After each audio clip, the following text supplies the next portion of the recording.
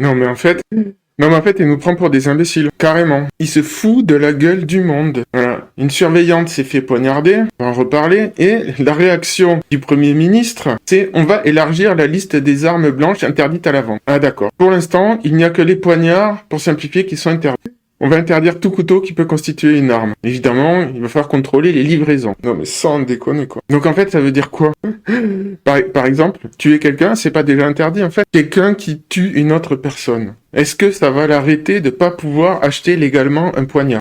Et si quelqu'un tue une autre personne à coup de poing, on va interdire les poings? Bon, moi je vais résoudre la situation, je vous explique, ça va être très simple. On va interdire ce qui est illégal, voilà. Comme ça, il n'y aura plus de problème. Et je rappelle que ce meurtre est arrivé précisément parce qu'on contrôlait le cartable d'un élève et en plus, il y avait des gendarmes à côté. Ce meurtre a eu lieu alors même que c'était censé être la mesure qui allait empêcher cette situation. Donc maintenant, qu'est-ce qu'on nous dit? On va interdire les poignards, et puis on va mettre des portiques. Donc on va dépenser des centaines de millions pour détecter des portiques, avec des portiques pour détecter des armes, sachant qu'il y a je ne sais combien de manières de contourner ça. Quelqu'un qui est décidé. Et puis après on va interdire quoi? Les bouts de bois pointus, on va interdire les couteaux de cuisine, on va interdire les fourchettes un peu trop solides aussi. On va autoriser à la vente que les fourchettes en plastique. Et puis après il faudra surveiller l'enceinte de l'école, parce que les couteaux vont passer par ailleurs que le portique. Bon, c'est encore un exercice de communication à la con qui ne changera rien. Mais voilà, le gouvernement a agi. Dormez bien, braves gens. Vous êtes entre de bonnes mains. Et voilà donc comment petit à petit, de faits divers en faits divers entre guillemets,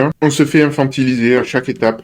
Un petit peu plus. Et comment on se dirige tranquillement vers une société de la surveillance généralisée, où il ne va pas faire bon vivre. Donc si vous voulez échapper à ça, cultivez votre souveraineté au niveau personnel ou communautaire. Je vois pas trop ce qu'on peut faire de plus pour l'instant. Et je vais vous montrer une vidéo. Regardez bien ce qui se passe. Regardez bien ce chien, comment l'autre chien, je reprends, ça va un peu vite. Regardez bien, le gros chien, comment il s'incline devant le chien blanc là qui arrive. Je vous montre ça pour vous montrer les animaux qui sont pas civilisés, comment ils gèrent la violence. Donc là vous voyez là, ça frite un peu là, peut-être c'est un nouvel arrivant celui-ci là, je ne sais pas. Regardez bien ce qui se passe. Donc voici le chien qui arrive, regardez bien. La réaction de tous les chiens autour. Regardez bien déjà.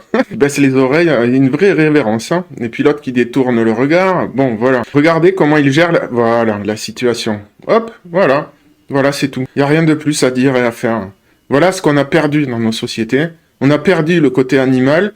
On se perd dans des abstractions, des lois et tout ça. Alors attention, je ne prêche pas l'anomie. Je ne dis pas qu'il faut éliminer toutes les lois. Je dis, là, on s'est perdu. Notre civilisation, si vous voulez, s'est perdue. Vous observez juste cette scène entre chiens. Et là, il y a plus de civilisation chez ces chiens qui sont juste des animaux. Ils ont pas de code civil, de loi écrite, de tribunal, de machin, de tout ce que vous voulez. Et pourtant, voilà ce qui se passe. Voilà comment est gérée la situation conflictuelle. Il n'y a même pas eu un seul aboiement. Voilà, hop, un regard, il a compris. Il a compris qu'est-ce qui se passait, c'est qui le boss. Il a même pas eu besoin de mordre ni rien.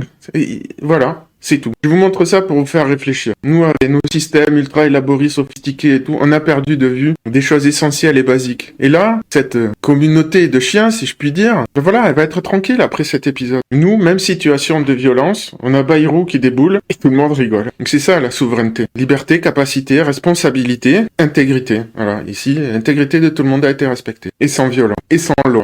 Et encore une fois, je me faites pas dire ce que j'ai pas dit. Je dis juste, on fait moins bien qu'une bande de chiens. Et je ne dis pas ça de manière péjorative. J'aime beaucoup ces animaux. On s'est perdu dans la complexité. Et dans le refus de notre côté animal aussi. Donc voilà, est-ce que la mesure de Bayrou fonctionnera? On en rediscutera dans quelques années, voire même dans quelques mois, à mon avis. On n'aura pas besoin d'attendre si longtemps.